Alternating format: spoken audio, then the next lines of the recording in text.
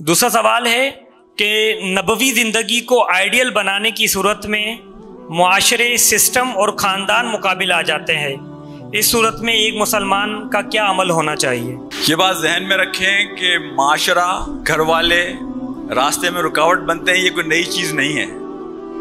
अगर आप नबी पाक सल्लल्लाहु अलैहि वसल्लम की अपनी ज़िंदगी को देख लें, यानी जो मैंने आज आपके सामने वाक़या सुहेल बिन अमर रज़ियल्लाहु ताला अन्हु को रखा, उनके बेटे अब्दुल्ला वो तो फरार होकर हबशा चले गए थे, लेकिन जो दूसरे बेटे थे अबू जुंदल, उनके साथ उन्होंने क्या किया। और जब मुसलमानों को खबर मिली कि शायद मक्का के सारे लोग मुसलमान हो गए हैं, हबशा वाले वापस आ गए मक्का, तो इन्हीं अब्दुल्ला बिन सुहेल बिन अमर को उन्होंने दोबारा कैद कर दिया। जब बदर के मैदान में पहुंचे हैं तो वो आए तो मुशरिकीन के साथ थे। अब्दुल्ला बिन सुहेल बिन अमर आए तो मुशरिकीन के साथ थे, लेकिन वो भागकर नबी पाक सल्लल्लाहु अलैहि वसल्लम के पास चले गए।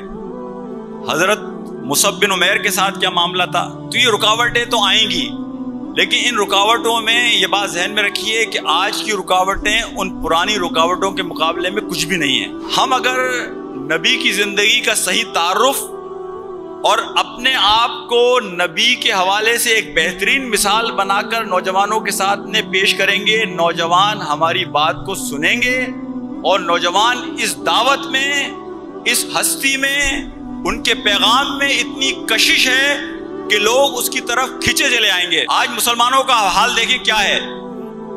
अमली एतबार से मुसलमान, मेरा ख्याल ये है कि ये कहता हूं मैं कि गिरावट की शायद इंतहाओं को है, लेकिन आज भी इस कुरान में और नबी की जिंदगी में इतनी ताकत है कि बेशुमार लोग, उनकी जिंदगी में आप 180 डिग्री की तब्दीली देखते हैं। उनकी जिंदगी में जमीन और आसमान का फर्क आ जाता है जब वो सही तालीम से और सही फर्द से मुतारिफ हो जाएं। मैंने कहा ना कि हमें अपने किरदार पर काम करना है, अपने अखलाक पर काम करना है, लेकिन अल्लाह के कलाम में और नबी की जिंदगी में आज भी इतनी ताकत और रोशनी है कि ये अंधेरों में भी लोगों को उम्मीद की किरण दिखाती है। सिर्फ बात यह है कि इस पैगाम को लोगों तक पहुंचाने की कोशिश की जाए। जहां मुश्किलात हों उन मुश्किलात को देखें। पहली बात तो यह है कि बहुत सारे एरियाज होंगे एड्रेस करने के, वालदैन को भी एड्रेस करने की ज़रूरत है। बेशुमार वालदैन ऐसे हैं जो ये समझते हैं कि मेरा बच्चा एक अच्छी डिग्री ले ले तो बस वो दुनिया का कामयाब इंसान हो गया। मेरा सब्जेक्ट है पेरेंटिंग, यानी मैं बच्चों का डॉक्टर भी हूँ, फैमिली काउंसलर भी हूँ, और मेरा सब्जेक्ट है पेरेंटिंग। तो कामयाब माँ बाप वो होते हैं कि जो अपने बच्चों को अल्लाह से मुतारिफ कराते हैं। और मैं आपको बखुदा ये बात कहता हूँ कि वो माँ बाप के जो अपने बच्चों को दीन से दूर रखते हैं, उन्हें मैंने आंसुओं के साथ रोते हुए देखा है, इसलिए कि वो बच्चे उनके नहीं रहते।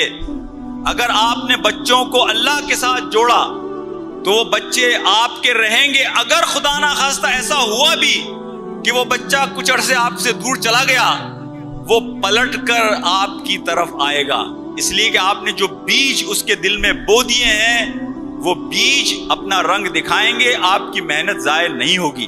तो लिहाजा माँ बाप को ये समझाने की जरूरत है, बच्चों के ऐसे हलके बनाने की जरूरत है कि जहां वो एक दूसरे के साथ तक़वियत हासिल कर सकें। इसलिए कि आप देखें लादीनियत बहुत तेजी के साथ फैल रही है और जदीदियत, मगरबियत, मॉडर्निज्म का सबसे बड़ा फितना है ही ये कि या तो अल्लाह को इससे निकाल दें, दुनिया, कायनात, अल्लाह और इंसान, इस पूरी इक्वेशन से अल्लाह को निकाल दें, या अल्लाह को बिल्कुल गैर मौसर बना दें।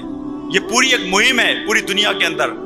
उससे बचाव का रास्ता आंखें बंद करना नहीं है, बल्कि मसले को कन्फ्रंट करना है, मसले का मुकाबला करना है, उसकी तैयारी करनी है।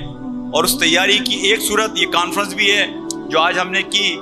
अब हम में से हर एक की जिम्मेदारी है कि वो इस काम को आगे लेकर चले।